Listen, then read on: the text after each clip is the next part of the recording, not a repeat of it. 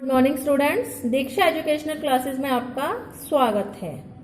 आज हम अपठित गद्यांश यानी कि अनसीन पैसेज इसके बारे में पढ़ेंगे। ये आखिर होता क्या है। अपठित का अर्थ है जो पहले से पढ़ा ना हो। देखिए, आप अपनी हिंदी की पुस्तक पढ़ते हो, उसमें आपको कुछ पार्ट दिए गए होते हैं, तो उस पार्ट में भी पैराग्राफ होते हैं। तो अगर उन पैराग्राफ को लेकर और उसमें से आपको पहले पैराग्राफ दे दिया जाए और फिर कुछ प्रश्न बना के दे दिए जाएं और फिर आपसे कहा जाए कि बच्चों इन प्रश्नों के उत्तर आप इस पैराग्राफ में से पढ़ो, इस पैराग्राफ को आपको पढ़ो और इन प्रश्नों के उत्तर ढूंढ को दो, तो आप झट से दे दोगे। क्यों? क्योंकि आपने वो पाठ पढ़ा हुआ है, आपके टीचर ने आपको वो पाठ पढ़ाया हुआ है। तो उसे हम बोलते हैं पठित गद्यांश। क्या बोलते हैं उसे हम? पठित गद्यांश। उस समय उसमें अ नहीं आता है। तो क्यों? क्योंकि वो आपने पहले से पढ़ा हुआ है। लेकिन आज हम पढ़ेंगे अपठित गद्यांश। अपठित यानी कि जो आपने पहले से पढ़ा हुआ ना हो। अपठित का अर्थ है जो पहले से पढ़ा ना हो।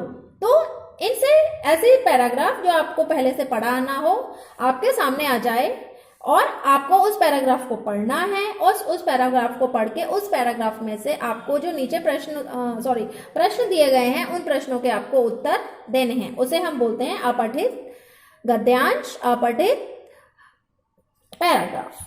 तो देखिए, इसके लिए क्या क्या नियम होते हैं। जैसे अपठित गद्यांशों को पढ़कर व समझकर संबंधित प्रश्नों के उत्तर देने से विचार अभिव्यक्ति की क्षमता पैदा होती है। जैसे आपको कई बार पठित पद्यांश आते हैं, कई बार अपठित पद्यांश आते हैं। तो अपठित पद्यांश करने होते हैं तो उससे क्या होता है, एक तो आपका ब्रेन शार्प होता है। क्यों? आपको उस चीज को पढ़ोगे आप अपने दिमाग को थोड़ा इधर उधर दौड़ाओगे कि इस प्रश्न का उत्तर क्या है, इसको पढ़ोगे अच्छे से। जबकि आपने जो पहले से पढ़ा होता है उसकी तो आपको पढ़ने की जरूरत नहीं होती है, लेकिन जो पहले से पढ़ा हुआ नहीं होता है, अपठित होता है, उसके लिए आपको पहले ध्यानपूर्वक उस पैराग्राफ को पढ़ना पड़ता है।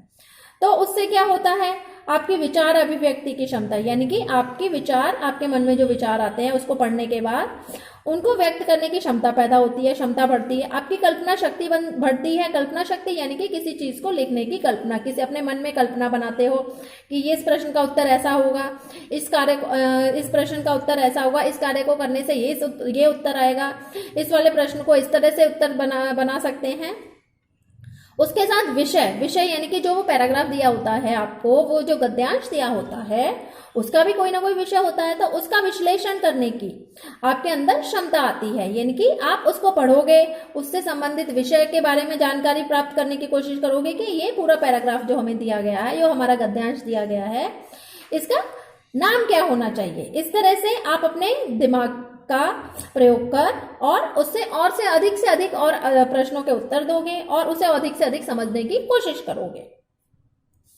और उसके बाद क्या होता है कि आप अच्छे से किसी भी चीज को अच्छे से पढ़ना, किसी चीज की कल्पना करना, किसी भी विषय का विश्लेषण करना सीख जाते हैं। तो छात्र दिए गए अपठित गद्यांशों को आप अच्छे से पढ़ें, समझें और हल करें। ये होता है आपका अपठित गद्यांश। कि जब भी आपके पास कोई अपठित गद्यांश आए, जब भी कोई गद्यांश आए आपके पास, तो पहले उसको ध्यानपूर्वक पढ़ें। 2 मिनट 3 मिनट पहले उसको अच्छे से पढ़ें, उसे अच्छे से समझें कि इस गद्यांश में आपको क्या बताया जा रहा है, ये किससे संबंधित है। तब फिर आप उसका क्या बनाएंगे, उसका विषय लिखेंगे, उसका विषय लिखेंगे कि उसका नाम क्या है, फिर आप उसका नाम लिखेंगे, इस गद्यांश का ये नाम होना चाहिए। तो इन सब बातों को जब भी हम करें तो देखिए, अपठित गद्यांश को करते समय किन बातों का ध्यान देना चाहिए, इसमें यह बताया गया है। सर्वप्रथम दिए गए गद्यांश को ध्यानपूर्वक 2-3 बार पढ़ें। जैसा कि मैंने आपको अभी बताया था जस्ट, कि जब भी हम किसी पैराग्राफ को, जब भी किसी गद्यांश को, किसी निबंध को, किसी पत्र को ध्यानपूर्वक पढ़ते हैं, तभी तो हमें समझ में आता है कि उसके किसके बारे में कहा जा रहा है, क्या हमें बताया जा रहा है। अच्छा, गद्यांश के मूल भाव को समझे। मूल भाव यानी कि उसमें कहना क्या चाहता है, वो किस बारे में जानकारी देना चाहता है, आपको क्या समझाना चाहता है। जब आप उसको अच्छे से पढ़ेंगे ना, तभी तो आप उसे समझेंगे।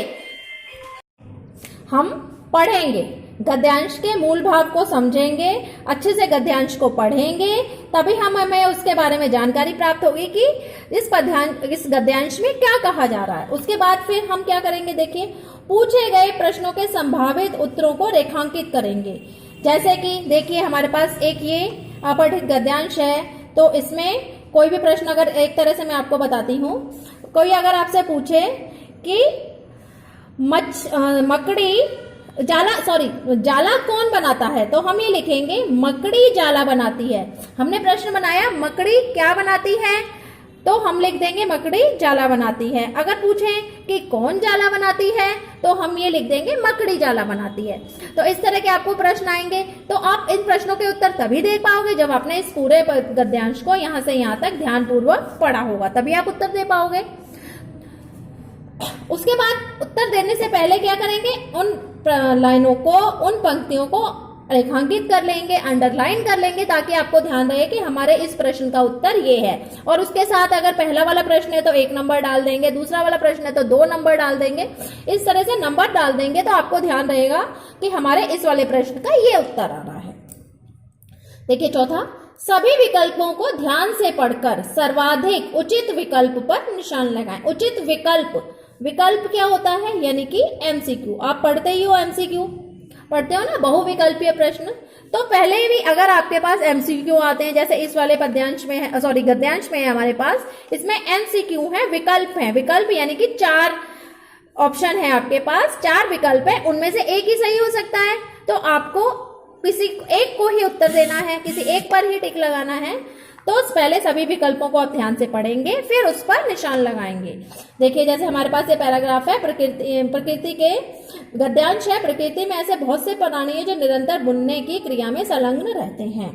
आपने मकड़ी का जाला तो देखा ही होगा, वह कितनी कुशलता से अपना जाला बुनती है। हमें उससे प्रेरणा अवश्य मिली होगी। बुनने वालों में दूसरा उल्लेखनीय पक्षी है बया। इस तरह से आप पूरा ये गद्यांश है, इसको ध्यानपूर्वक पढ़ेंगे। तो अब देखिए, अगर हम पहले प्रश्न का उत्तर अगर हम इसमें देते हैं तो देखिए क्या आएगा, वह प्राणी जो निरंतर बुनने की क्रिया में संलग्न रहता है, यानी कि लगा रहता है, संलग्न यानी कि अपना काम करता है। तो इसमें देखिए क्या उत्तर आएगा, मक्खी आएगा, चींटी आएगा, मकड़ी आएगा या मच्छर आएगा। अब हमने क्या पढ़ा था, जो बुनने की क्रिया में संलग्न रहते हैं मकड़ी, तो इसमें हम क्या उत्तर देंगे, मकड़ी। आगे देखिए, कौन सा पक्षी बुनने की कला की प्रेरणा देने में हमारा गुरु रहा है। तो आप इसमें बताइए कौन सा क्या उत्तर देंगे, बया। देखिए उत्तर कहां से मिला हमें, बया पक्षी हमें बुनने की कला की प्रेरणा देने में हमारा गुरु अवश्य रहा होगा। इस तरह से हम इसके उत्तर देंगे, और उत्तर हम तभी दे पाएंगे जब हम इस पूरे गद्यांश को ध्यानपूर्वक पढ़ेंगे, और पढ़ेंगे तभी हम उत्तर दे पाएंगे। तो जब भी हमारे पास कोई अपठित गद्यांश आए, तो हम उस अपठित गद्यांश को पहले ध्यानपूर्वक पढ़ेंगे, इन सब नियमों का पालन करेंगे। देखिए 1 से 4 तक जो हैं, तभी आप अच्छे से उसका जवाब दे पाएंगे।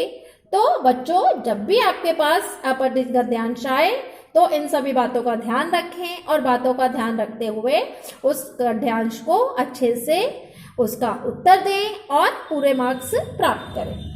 तो मैंने आपको अपठित गद्यांश के बारे में जानकारी दी। बच्चों, मेरे इस वीडियो को लाइक और सब्सक्राइब करना ना भूलें। Thank you and have a nice day.